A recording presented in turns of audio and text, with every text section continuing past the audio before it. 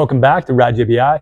I'm JB. If you're watching this video, that means you probably purchased one of our JBI spec KYB DIY shock kits, and you want to be sure on exactly how to install our JBI spec KYB adjuster piston assembly that goes into the back of this. And what you're going to get from us looks like this. So in this video, we're going to break down what we provide you, how it's similar, how it's different, and most importantly, how to properly ensure that you installed it inside of this adjuster before it goes back into your KYB JBI spec shock. All right, guys, so we are going to start off already considering that you have the shock disassembled and you've already been able to remove the KYB dual compression adjuster assembly. That is this unit right here. As you can see, I have it assembled already. A lot of times when you disassemble these, when you pull it out of the shock housing, this piece, whoop, I'm losing stuff. This unit right here is still going to be inside of the shock body and you need to get it out. Don't worry if you got to use some sort of pliers or something to grab hold of this and yank it out. Usually this O-ring right here is a pretty tight compression fit inside of this shock body housing. So you're going to have to grab onto it pretty firmly to get it out. Don't sweat it because we're going to give you a brand new assembly. So if you mar this one up, don't feel bad about it. But anyways, once you get that out, this will be the entire original compression assembly. And this is going to be your new JBI spec titanium piston post, and most importantly, our JBI spring plate here as well. That is different than the original spring plate that comes on this KYB adjuster shock. So now let's break down on how we're going to properly install this inside of this KYB shock adjuster. This tends to be one of the more easier installs for our JBI kit, for our JBI shock DIY kits. So let's get into it. So here's what we have already. Now, mind you, again, when you go take the shock apart, this piece is already probably going to be out. So let's pull that out. So please yank this out. As it comes out, you're going to have what's called the piston. It's going to be assembled to the piston post, and then here is your spring plate as well. Sometimes your spring is still on there also, so be sure to find this. We're going to reuse that. This already have came out using the tool to grab these two flats and unthread it. So this we're not going to reuse, but now let's go over the items we're going to use. So once you get this out, this assembly actually breaks down into a few more pieces, and I want to be sure that you account for everything. So first we have this cylinder that easily comes off. It doesn't press fit inside of here. It's just it's a tight fit, but it's not a press fit. It easily comes off. So we're going to grab that off. And as you'll see, one side of it has a relief cut. Another side does not. Inside of this relief cut, there should be a blue shim or washer. Mind you, sometimes it may be stuck on this still as well when this is inside of the shock housing. So be sure to find this because we need it. It is important. So here's what we need. We're going to keep using this. Let's set that aside. We still need our spacer shim or washer. That's going to sit inside of our recessed cut. Make sure to account for what's called the high-speed adjuster spring. And then inside your shock housing, compression adjuster housing, there's going to be a small shim / washer at the base of it. That's pretty important to have because what we want is we want this spring to be riding on that shim in there. So that way this hard steel spring does not wear away on the blue aluminum that's underneath it. See if I can get it out. No, usually it's always stuck in there due to the oil film. So it's going to stay in there pretty good, and it's rare people lose these. So let's start rebuilding this with our new JBI spec KYB shock piston assembly. So we've accounted for the shim in the bottom. Next is going to be our spring. Now let's grab our cylinder. Again, let's account for the shim on the inside of that. The relief cut is going to face up, and that is just going to fit inside of there. So as such, awesome. Now it is time for you to install this item. We will already have this pre-torqued and Loctited down.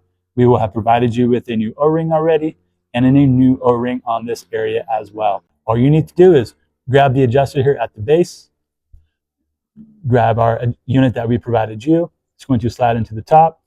Now what's going to happen is this O-ring right here is going to get centered on the inside. You're going to feel a slight click. There we go. We made ours a very precise fitment, so it's going to take a little bit of effort, but what that means is that O-ring we saw on the inside, it's making a very good seal with that blue cylinder that's on the inside. Reason being is we want to make sure that when we use our center adjuster low speed compression clicker, that O-ring in there is creating a great seal so no oil can leak around that.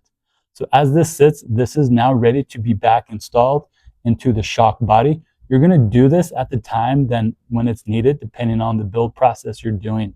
Here at Ride JBI, we're going to throw this shock on our bleed machine, and then we install this last.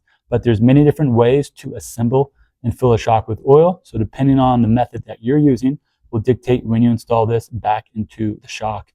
I like to apply a little bit of grease on the O-ring, a little bit of grease on these threads and on this O-ring before we reinstall it. So as you see, pretty simple to install. Now let's touch on a few items that are similar and some items that are different. So again, we're still going to maintain the same spring on the inside. This has a large influence over how a shock absorber feels. So we're maintaining the same spring rate.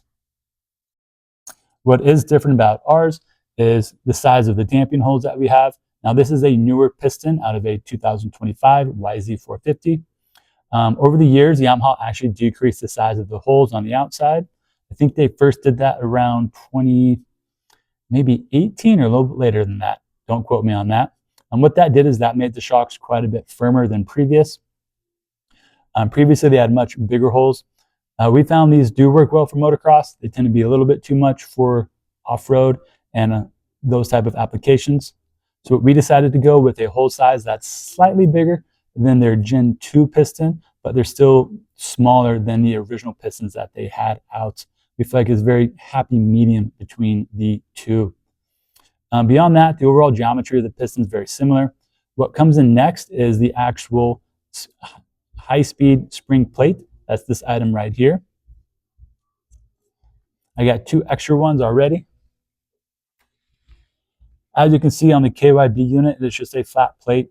So depending on the way you shim your high-speed piston, that's going to dictate where this plate helps assist, meaning apply more force against those shims, making this unit stiffer or softer, depending on what setting, meaning the high-speed adjuster, how far in you have it or how far out you have it. In meaning stiffer, out meaning counterclockwise, being softer. On these stock units, the smallest shim that this plate pushes on is a 11 millimeter shim. That's pretty far away from the 18 millimeter shim that's used on these assemblies. The reason I bring that up is that the high-speed adjuster on these KYB shocks tend to not be as effective as the other brand shocks out there, such as the Showa ones or the WP ones. We've been a big fan of the Showa style high-speed spring plate. So we kind of went ahead and made our own version of that for the KYB shocks. As you'll see, ours has a little bit of a recess cut on the inside. What that means is when we assemble these, this is actually going to assist and push on the 14 millimeter shim inside of this shim stack. That is about halfway down on this comp adjuster stack. So what that means is when you make adjustments, meaning you're changing how much preload we have on this spring, it is going to assist the shims closer to the main piston. So that's going to make your high-speed adjuster more effective when it comes to tuning it. We have another video out, it's a pretty old one, where we compare the different styles of compression adjusters and how they work. We compare the WP, the Showa, and the KYB. To summarize that up in brief, we found the KYB to be the least effective, the Showa to be effective but not overly effective, and the WP to be way too much effective for it. So that's why you're seeing us use some Showa A-kit styled items in this KYB adjuster. So let's rebuild this back up. Ooh, we need our cylinder. Make sure that shim / washer's on the inside, and we're gonna pop it back into place. Perfect. So sometimes depending on how long the spring is, it's gonna be a little tough. But when you install this, this is all going to get held into place by the shock absorber housing, and you'll be good to go. There we go. Let's cut that off. And so just kind of squeeze it in with some force and effort. You'll be able to get it to hold shape. This is going to spin freely. There might be a little bit of drag on it. That's nothing to worry about. When this does get assembled back into the shock body, that's going to hold everything in place, not allowing it to disengage or come apart as you ride.